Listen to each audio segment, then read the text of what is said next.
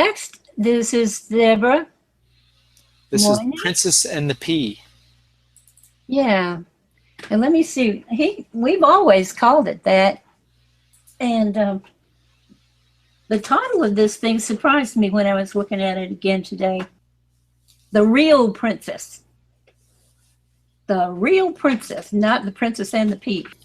The pea is retrieved from underneath the 20 mattresses or 10, whatever the count is. And it is put away into with a collection of other artifacts that the folks that live in the castle have.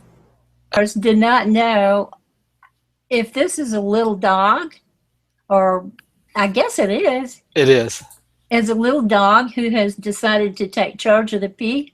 But I think it would be just funny as all get out if it were a little glass dog on a cabinet, on the shelf inside a cabinet with some other artifacts way behind it, or just one or two. Oh. And somebody has dropped that pea into that little place where it fits perfectly.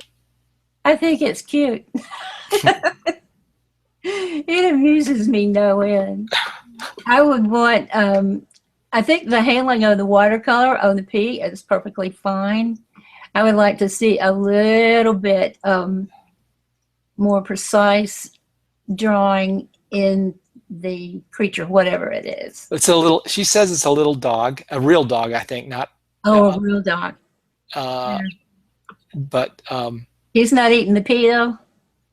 It sure is. He looks like he's just cuddling with it. That's what I thought too. I don't know, Deborah. It is spot art, so it's not going to be the quintessential Princess and the Pea image. No, of her in the bedroom. Yeah. In fact, it's kind of a postscript. It's funny. It is. I was going to say. In fact, this is one of the better examples of what I think of when somebody says spot art, a little lanyard, just a little something different that you get that you weren't expecting. Yeah. So I'm intrigued enough with this that I think it could be taken further. Taken further. Okay. I think the idea is spot on, and I would like to see some work on the drawing of the little doggy. Okie dokie. We can do that. Yeah. We're on it. Great. Thanks, Awesome. Deborah. Thanks, Deborah. Paul is one of the artists I looked at who's got so many different styles, and he's good at all of them. His let's see, this is Thumbelina. He says, I enjoyed the scene with Thumbelina on a lily pad and the fishes helping her escape. I thought the scene with the fishes chewing away at the lily pad would make a wonderful illustration. Okay, so it's a double page spread that he's done. Okay, that works. Okay. As a double page. What are they going to do? Are they going to eat through the stalk, do you think? Set her free and let her float away on the lily pad? If the fish were going to chew through the stem, it might be kind of cool to have, say, the one that's just under her over there biting on the stem. Making contact, doing something like that. And she has got almost, I don't know if Thumbelina is quite that old. She might look like her face is a teeny bit too old for her body. Although I love it, it's a very sweet face. And the fish are especially well done. I'm crazy about the color palette in the fish. I can't quite tell where her gaze is going. It looks like she's supposed to be looking at this middle fish who is looking toward her face. So maybe those eyes could stand just a little bit of work to focus them more purposefully toward the middle fish. Color-wise, everything else, great. Blossoms on lily in my pond don't sit on top of the leaf like that. See up there in the top right? Now, there may be other kinds of lilies that I don't know about that do this, but that would be one little thing I would check. Very good. Little reference. Yeah. Check never hurts. Verify it. Some images. It shouldn't be too hard to find lily pad blossoms. Yeah. Now, this one I'm not sure of either. Sometimes they stand up in the air. But, yeah, that would be something to think about. But, yeah, skill-wise, this one is up there. Portfolio piece, would you want to see it in this portfolio? Or would you want to work on the girl's gaze meeting the fish? I would get that face. Make the face a little younger. A little younger. Okay. And check out the reference on the lily. Paul says, yes, in the story they eat away the stalk and it floats away. And she's adrift. Adrift on a lily. Yeah, so let that fish be chomping away at the stem. If we should let some stems come down off of the other leaves. Since we're showing the one in the foreground? I wonder. But then are we getting too involved with what's under the water rather than concentrating on the story itself? Because he's got a great triangulation going here with the fish. Yeah, let's don't mess with that. Do the fish look like they're underwater okay enough for your... The one hint that makes it whole for me are the ghostly little white ring. So maybe one more. There are a couple of rings around the other leaves. So there might be, instead of just two, a third ring that would go right across everything. And then we got some other water swoosh over here. Paul says, great comments. The lily pads were based on reference. So good. Okay, good. So that flower could appear on top of a leaf like that, huh? Yeah. Laura says she chose Thumbelina to illustrate. And the text, she used graphite and liquid graphite on Bristol board. And in her reference, the story was Thumbelisa. Thumbelisa was almost, and this is from the story, this is what she's showing. Thumbelisa was almost frozen in the cold air, but she crept right in under the bird's warm feathers, only peeping out now and then to see all the beautiful things beneath her. She said she feels like the looseness and freshness of the initial pieces seem to get lost in the final products. That often happens. Do you want to look at both of the pieces in sequence and then talk about one of them, or how do you? Okay. It looks like she made a couple. Back here to use the second one. Okay. This is more representative of a real bird's face. My personal preference for composition is the first one. Okay. Because we have this really, really dramatic earth contour back there.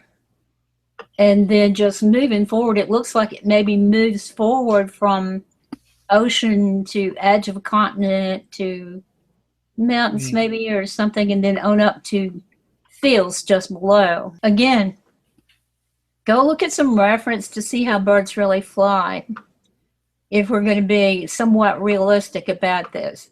Predator's eyes look forward. Prey eyes are on either side. And so this is not a predator, I don't think. Oh. I'm not sure what kind of bird it is. But an owl's eyes look forward. And a robin's look out from the side. Somebody told me one time it was because predators have to have 3D vision. Yeah. While your eyes are facing forward. Right. And that prey has got to have side vision to watch out for what's coming. So anyway, I would draw this bird a few more times.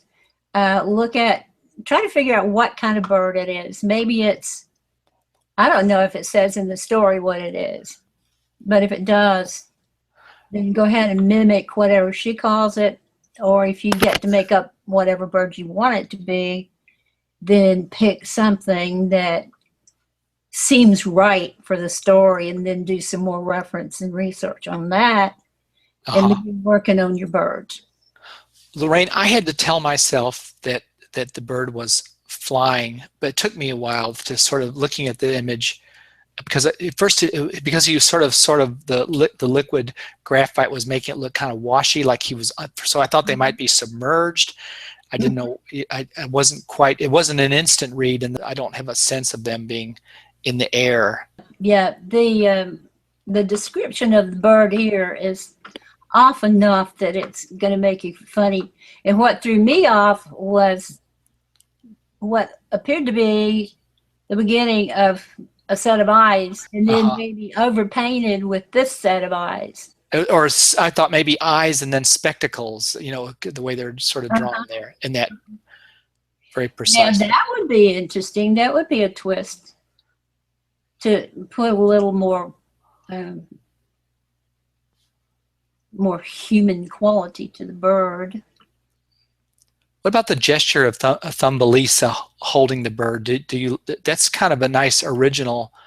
It strikes me as something we're used to seeing her whole body kind of on the bird from other versions of this scene, but this is kind of like a little more intimate cameo and sort of shows their little portraits. Yeah. Oh, I bought it right away. Yeah, I bought that part of it too. Yeah. But you prefer this one because it gave you more of a sense of the landscape beneath them. Oh, I just saw them as being ridiculously high up. You saw, so that did work for you. Yeah. And not so much in the second lighter one where the bird's head is a little more foreshortened. Correct. Okay. I thought this was gave us a lot more to work with in terms of story and movement and space. Okay. Laura says the liquid graphite did confuse the drawing a little bit, and she thought that was a good point, that it looked a little murky where it was, and then she says, I love the idea of the glasses. Okay. Yeah, it might change the character of the bird altogether, and then you might have to rethink the way you treat other characters as they come along in the adventures. Then you want to do your own spin-off story, Laura, about the Thumbelisa's friendship with this very interesting bird character who wears glasses, and you can just riff off Hans Christian Andersen with your own adventure. Yeah. Okay. Great. Thank you. Thanks, Laura. This is another Thumbelina, and it looks like the fish have already cut the loose. Yeah. And the butterfly is towing it away from danger. This is Patricia's piece. Okay, I think this concept is pretty good. It's very interesting. I would like to see more of her style to tell me if this style of art can be taken to a good finish in color. Just for shape of butterflies, there's quite a bit of detail in this. I really do not like those funny little barb things. They're unnecessary. I honestly don't believe you need to put wiggle marks on artwork for the most part. Most of us know that the butterfly's wings flap back and forth, although now the water trails behind the lily pads seem to be okay to me because they're more of a textured thing and make a certain amount of sense. Same thing with the water ripples going across the fish, but I just don't like that. And I think it would clean up the picture quite a bit if those things came off. I can't remember how many legs butterflies have, but if it's going to be semi-accurate, I would check that out too, because that division of the wings, I think, is fairly accurate. And again, I would work on drawing. I mean, this is not a very smooth flow of the girl's hair. Work on things like that. Work on facial features. Faces and people are extremely difficult. And remember, you're going to be drawing this. If this is a full 32-page picture book, You're going to be drawing this character over and over and over again. So here I am lecturing, sort of same song, 1000th verse. So work on your drawing skills. Concept-wise, I think it's got lots and lots of potential. How I'm reading this, Loraine, is as kind of a bird's eye view look. We're looking down at her, and so I get that sense from the fish and even the butterfly. But maybe if she had like a little toy figurine or something she could hold up and for reference and look down at it to get a sense, because Thumbelina looks like she's laying down on the lily pad, instead of standing up. From the shape, from the position of her feet, it's difficult to determine whether she is kneeling. Is she on her knees? Oh, maybe that's what it is. Possibly on her knees. She's water skiing there. Needs some definition that gives us a better clue about her being anchored on that lily pad. Gretchen's here. Oh, good. So. Hi, Gretchen. And her little caption at the bottom says, "And the light shone around her, and the brightness stood her old grandmother, clear and shining, yet mild and loving in her appearance." And so the poor thing. This is the saddest fairy tale in the whole wide world. Oh my goodness, it's a heartbreaker.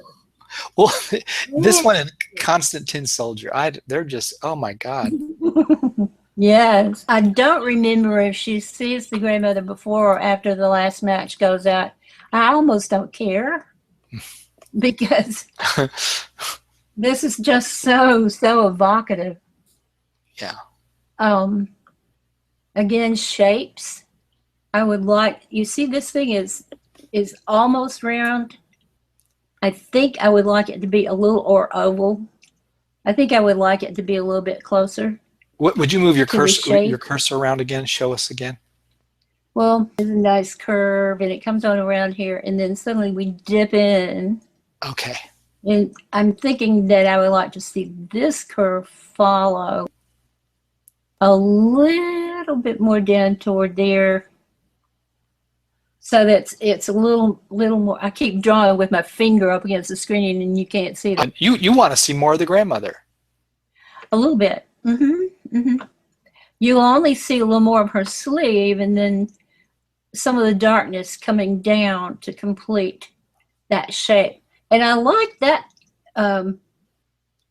jaggedy, soft, jaggedy, even, regular rhythm to that edge. That's nice. And you know, if the little girl's dress wants to hang out over the edge of it, that's nice too. I might, since she's such a pitiful, poor little match girl, you might want to consider making the face just a little thinner. Her arms and hands look as though she's not very well fed, but those are kind of chubby little cheeks, so she might need to have a little bit leaner cheeks. The grandmother's face is classic. That's beautiful. And I like the brick-like texture coming in there. It's very subtle indicator of they're in an probably battered part of town.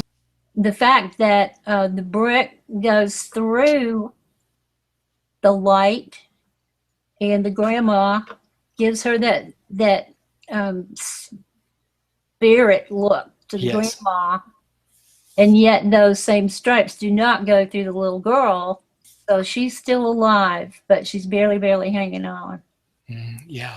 Now that's a very, very subtle statement right there of what's happening. Yeah. Having that brick texture go through the grandma like that. Yeah, it's very powerful. And it just has this feel of kind of a timeless, almost like a 19th century illustration too, somehow, with that brick texture in there. That was a little stroke of genius, Gretchen. Yeah. Gretchen, it's so sad. Gretchen says, thanks everyone. Good point about the contour edge, Loraine. and she says, yes, that's exactly what I wanted for the brick wall. And she's getting a lot of nice comments from the group on this one too. Oh, good. Yeah. Well deserved. Karen, the flying trunk.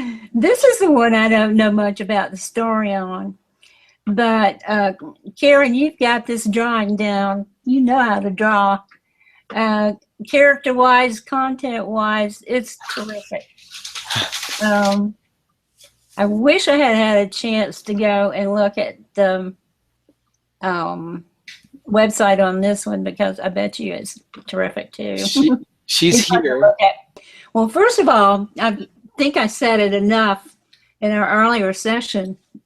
I am nuts for any kind of different point of view. We've got two really wild and crazy things going on here. First of all, he's up in the air with all of this town down below him. That would have been great just in and of itself. But on top of that, we've got a wild man flying at us and about to mow us over and maybe knock us down. I don't know where we are, whether we're flying along with our GoPro just ahead of him or what. This to me is just an art director's dream, where you find a bit of foreshortening that's done here with the foot and leg coming forward like that. The expression of his total shock at finding himself in this situation, the trunk, the perspective on the trunk is really well done. This is an instance where I think that's probably just about enough detail, although with the little label right down here, travel sticker, there may be more of those to come too. I'm glad you're not trying to do too much with finishing the village below. This spot right in here might be just at least a little bit empty, but I wouldn't worry about it. It's still in progress. Laura says it works on every level. Kathy says, Karen's such an awesome sketch and love all the texture and detail.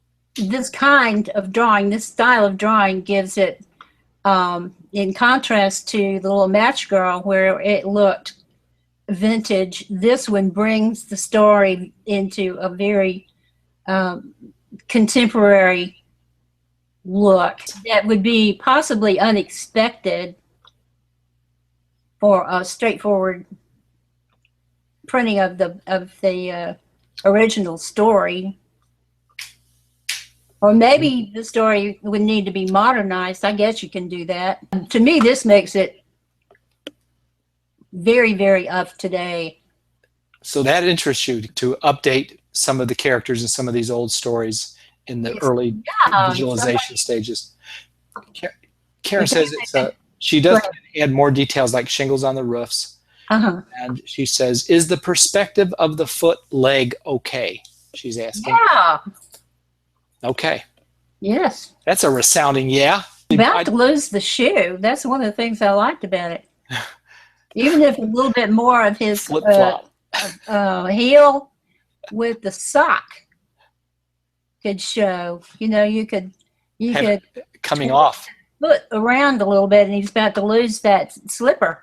I love the feeling of the other leg tucks into the trunk. That's very, yes. You can almost feel his position. I suspect Karen took that position in her mind's eye anyway when she. I mean, it just looks like it's so knowing that it almost as if she at least climbed into a trunk in her imagination. Yeah. Or maybe she'll tell us she did climb into a footlocker and she'd get extra credit for that. Oh, she said she had her husband sit in a Rubbermaid storage container.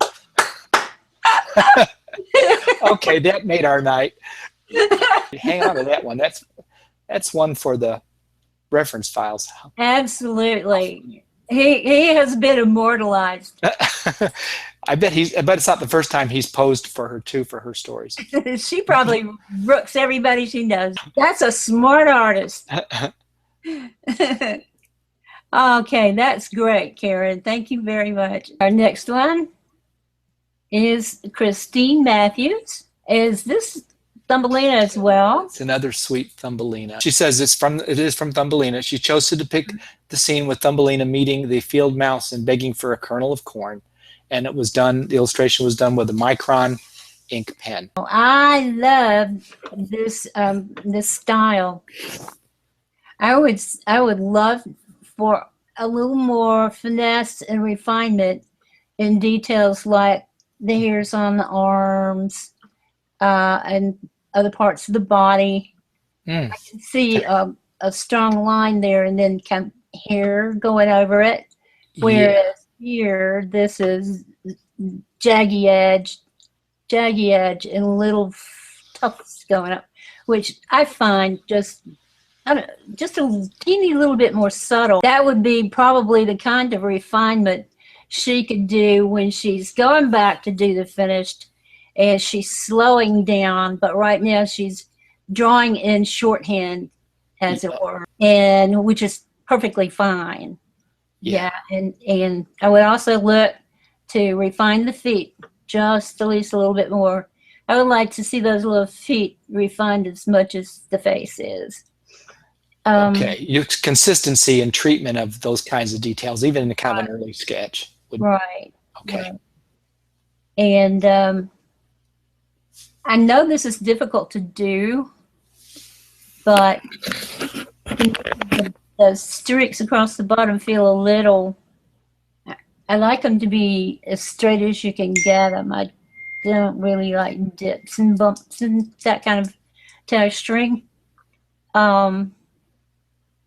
It just feels a little cleaner, unless this is dirt. Maybe they're standing on dirt, and if so, where are they? She's gone out to ask the mouse lady for some corn. Mm-hmm. But this is a spot. I would need to talk a little further, I think, about what we want this ground to be down here. And does it slope? Does it need to slope downhill or go straight across? I think I would like to see it go straight across. Yeah, that might show the lean of the grandma mouse a little bit better if it were straight. It is a very, very sweet little expression on the girl's face. Marge's piece. And this is early in the story. It makes a rather perfect little spot illustration, because he has not yet gotten out of the box that all the other soldiers were in. You can see the shadow back there of the soldier that suggests that this is one of several. We don't know how many, but the story, I think, does tell us how many. And then here is the ribbon around the little dancer's neck with, it said, a gold wing. And one of the things that I found quite enchanting about this piece was that we've got a cutout that has just enough depth for us to know it's a paper doll. I thought that was a very interesting take on this thing, and would like to see it carried out completely. It is carried out quite well, in that we've got the depth indicator on the back side of the figure. I'm not quite sure how it would work going that way, but maybe a little bit under the arm and over that arm, and get the arm position as precise as the leg positions have been. And there is a little swan on a piece of glass that serves as the pond in front of her little castle. So, and it is contained, but the nice thing about that is that Marge has let this bent leg be out of the exact plane that she's in. So from his position, maybe he would not see it and think that she was standing on one leg like he does. Don't think I would like typeset in this. I think the style is great. You could typeset it and then maybe do a tracing overlay scan that and then layer it in and put in Photoshop. But I think it would be lovely if it had more of a hand-lettered look to it. She says the drawing was developed further with Sketchbook Pro and Manga Studio. It was after she scanned the pencil sketches. Okay, great. Yeah. You know what she's done that's clever too is when I was reading the story again, I thought, now how are these two things going to stand up? But she's got them attached to a little platform of some sort. Yeah. And so, you know, to differentiate, maybe his stays square and let hers be oval or round. And that would be how they managed to stand up with just one leg. Although she's on one leg on purpose and keeps the other leg up in the air. Every time you see her, she's like that. The leg never does come down. Uh-huh. But this is very well done, and it does feel like toys. My grandmother actually had a little swan, or a couple of them, ducks and swans, on a mirror that she would bring out every Christmas, and that's exactly what. Yeah, I think that's what this is too. But yes, I like that one very much. And we have another match girl. Yes. This is Deborah's, I believe. This one again is content-wise is very, very sad. Here again, I'm gonna say we don't need that entire doorknob and key thing right there. If you wanted to keep it, I would truncate it. I would move it maybe a little taller or cut it off because I find it distracting. And then you see that the wind is blowing like crazy. Again, as I mentioned earlier, I don't particularly care for the way these swirls do. They're just, if they do anything, if you think back to the way one of the other artists had handled the water rings going out from the lily pads, if you want to show a swirl, I would make them different and not close together, or not so spaced exactly the way these are. I think I would just let the wind swirl across her and work on those swirls. She is dressed pretty much like she was described in the book, and she looks like she's not completely out of matches yet, but we can see that she's been burning quite a few. It is still miserably cold. She might be shown hunched over a little bit more. And the legs and feet definitely need work to find reference to see how that would the limbs would be placed if she were sitting on her feet like that. Yeah, maybe she gets her best friend or a little sister or a neighbor or somebody and just shoots a few pictures of a little girl in a skirt sitting on the floor in several different positions until she gets the one that feels right. That's all it would take. Boy, there's a real feeling in this piece that communicates to me. It's just very powerful and she really has the details of the gloves with the missing fingers and the matches and the rags. And it reminds me of that sort of German expressionistic art of the medieval era, where everything was sort of angular and in agony, and a lot of the religious art. There's a real feeling of tragedy and pathos, almost violence, in the depiction of the little match girl. So wow. And the expression on the child's face is it's powerful. I know. It'll bring a tear to your eye. It does. Yeah. Moving over to a collage of the little nightingale perched on the skeletal Hand of Death. You know, I have seen this artist's blog, I believe it was. This is Kendra's piece. Yes. Very unusual, very unusual. Collage is not one of my favorite mediums. This is phenomenal. This is right at the end where the Chinese emperor is on his deathbed because a charlatan has, and a trusted aide has fooled him into accepting an artificial nightingale for the real one. And the emperor has bought into it.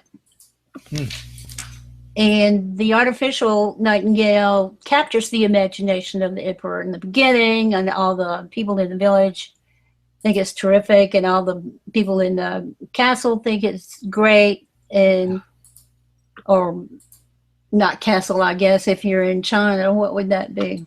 But anyway. Yeah, palace. He's going downhill rapidly because it's just not right. It's not the same as the beautiful little nightingale that he's accustomed to. And so they try to talk the nightingale into coming back. And just as the old emperor is about to die, the little bird says, yes, I can come back, but I can't stay. And he has a little exchange, very brief exchange with Death. And here he is talking. But you can see, oh my goodness, I didn't know I could do that. There are some absolutely gorgeous pieces that have been scissored or cut, X-Acto knife, however the technique works for this artist. Well, these look almost like paintings or wallpapers because the detail in the bird is just out of this world. We see all of the features and characteristics of this bird's body and feather shapes, and going on out to feather shapes, to wing shape, tail shape, body shape. And then part of it has got some beautiful, graceful grasses coming into it, and these beautiful textures on the breast of this little bird. And then he's gripping on to the bones of the specter of death that has come to take away the old emperor. All ends well, though. It was an interesting story, but I was impressed and taken with the beauty of the subjects inside the robe. For example, this piece of clothing that Death has on, and how different it is. It's got so much texture and detail and density contrasted with the lightness of the patterns within the bone structure of Death's hand out here. And the page design, the layout on the page, the format, I can't see a thing in the world that I would ask for any different. Wow, that's a great comment from an art to hear from an art director. Guys, if your screen is fuzzy and you're not seeing the incredible detail and precision that Kendra has in this piece, to hit that, don't forget to adjust your settings on the broadcast page and get that high definition. You can see. Mm-hmm. So you would include this in your portfolio if you were submitting it to yourself. Black and white or color, however she wants to do it, or both. It works either way, doesn't it? Yep. It surely does. And very fresh treatment of an old, I mean, gosh, what you can do with some of these fairy tales, just come at them with whole new eyes. There's just a lot of expression and fluidity in the way these fingers play across the page the way they do. And there's perfection of this curve that comes around this way. Yeah. Against that negative space. Yeah, and yes, and the little bird looks like he's actually looking toward a face off the page somewhere. Kendra, can you fill us in on how you did achieve the collage effect? What it was? were they your drawing, bits and pieces of your drawings that you reassembled into this design? It's also a piece of fine art, you know. It stands on its own. Frame that thing and put it on my wall in a heartbeat. Yeah. Okay, well, while we're waiting for Kendra to fill us in on that, do you want to go to the next one? Keep moving right along. We're doing so well. Yes, we are. Thank you, Kendra. Thanks, Kendra. Okay, let's see.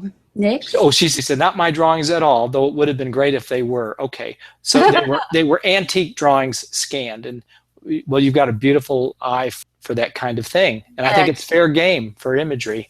She knows where to find those resources. And and then how to put them together in a collage. So what fun.